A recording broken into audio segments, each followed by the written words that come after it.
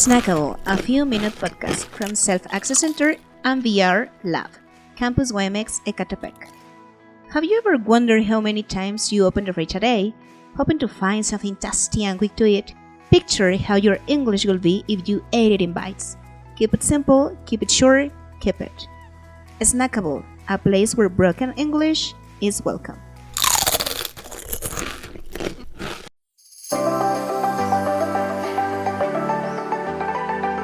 Hello, community YMX Ecatepec. Thank you for joining us once more. Let's begin with this second episode. I'm so happy to be here with you again. And today we have, to me, as I see it, a special guest because she's an incredible woman. She was my teacher, so I am so excited to have to have her here. And she's teacher Norma Ordorica. And she's a teacher in our community in this campus. So welcome, teacher Norma. How are you? Thanks a lot. I'm really okay, thank you. And I'm very happy to be here with you. And thanks for your beautiful words. Oh, it's my pleasure, teacher. So, as I have mentioned, you have been a teacher here. So for how long have you been a teacher in this campus? I think I've been teaching here for more than 20 years. Wow, that's amazing. Yes, that's a lot. Yeah. It sounds a lot.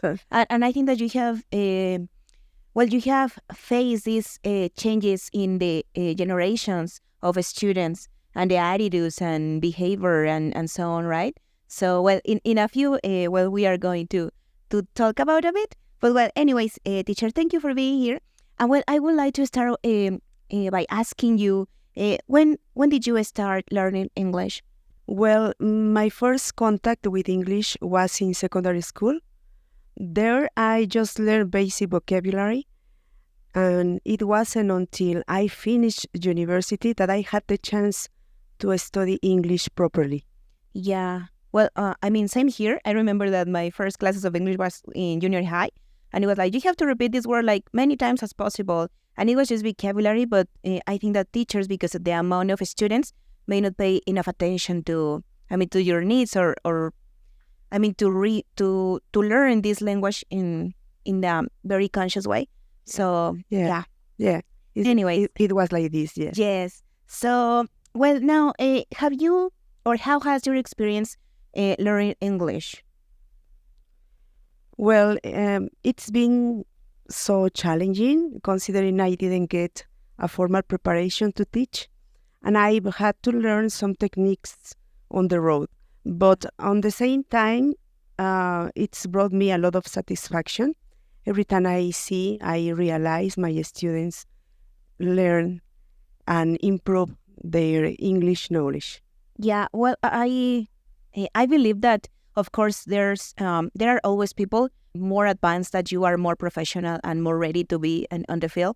But once you learn those tips from those specialists or those experts on the field, you realize that those techniques really, really help your students. And if you apply them to them, you realize that they are having fun, that they are learning, and that somehow they are making English part of their lives. And yes, I couldn't agree more with you that the satisfaction you have once you have seeing your students learning and even pronouncing those difficult words. All right. Now, as we know, you are a teacher, and I would like to know what have been the most challenging difficulties you have faced as a teacher. I think the fact that I need to cover some English programs here at university, which are much higher than my students' real level. Yeah. So because of that, I need to adapt my classes to every class with every group, no? Exactly. And it becomes tiring to do that, no? It's tiring. It could be satisfying. It could get some satisfaction at the end, but yes, sometimes it's tiring, and in some other cases, frustrating. Yeah, I can get that. Also because we have too many students in one group. Yeah. And in each group, yes, we have students with maybe a very acceptable level, or we have also students who who are just beginning to be in contact with the language. And we have to face all of that, and we have to adapt our classes to All the them, time. to the Yeah. needs they have. So I All the completely time. get you. All right, but not everything has to be that bad. I know we have to face these kind of situations, but also I guess that you, as a teacher, you have had some amazing experiences or funny stories. Is there one that you would like to share with us? Yes, I've had a lot of them, but I think and there are two that are important to me. The first one of the craziest situation I faced with an English group was the news of my mother's death. Yeah. I was in the middle of a class and I received a call of my brother, and I was shocked because my mother wasn't ill or anything like this. Yeah. But she had a heart attack during the night, so it was so shocking, Yeah. so shocking. And of course, my students support me a lot, and I remember them with some love because of this terrible situation and how they react to that. Yes. Well, it was the sadness one, but I think one of the funniest situation with my students was during the pandemic. Yeah.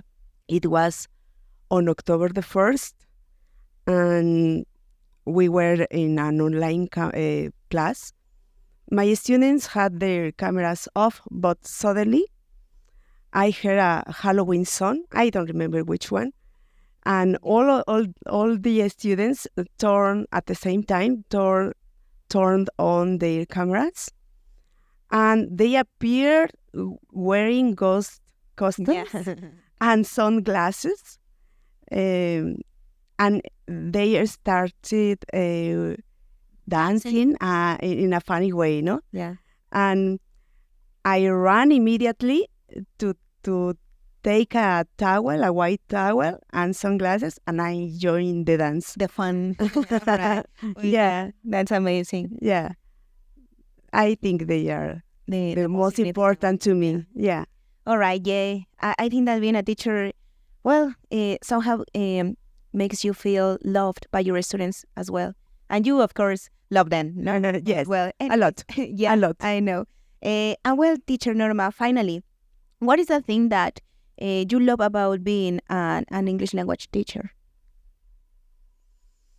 Well, what I love the most about English is to have the opportunity to learn about different places, culture, and different lifestyles. Yeah, for sure. And that's why being a teacher, gives me the opportunity, the possibility to help my students to get more knowledge about the world and why their expectations for the future, no? Yeah. And I think this is the best thing for me. Yes, the best reward you can have as a teacher. Yeah. Yeah, same here.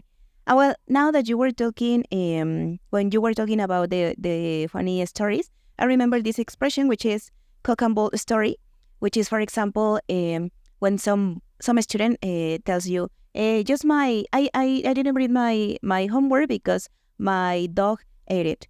So it is like, nah, come on, I don't believe you. Or those students who say, my uncle passed away, and the next week my granny passed away. So those All the family stories, die exactly in a week. Exactly. So those stories that are not real too, that you find difficult to believe, are called cock and bull stories. So Okay. just a tip for learning here. And teacher Norma, thank you so much. I cannot thank you enough for joining us in this second episode on this project that we are just it is a brand new project. So thank you for being here. Thank you very much. My pleasure. Thank you. Okay. So community, thank you for joining us. Bye-bye. Bye-bye.